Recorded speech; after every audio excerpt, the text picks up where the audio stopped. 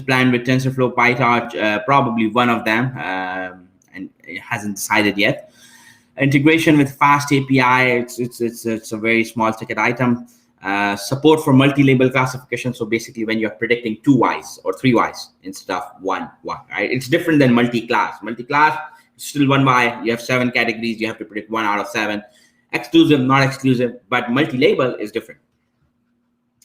Custom pipeline tuning and transfer learning. NLP, this presentation, I told you it's two months old. So in last 2 months, we had a couple of meetings, governance meetings, where we have taken a hard look again at whether we should continue with NLP or not.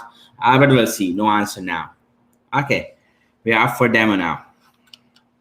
Very good. So we have spent 30 minutes. So we have good time to spend in demo. Very good. So what I'm gonna do is show you a couple of things. So one is website.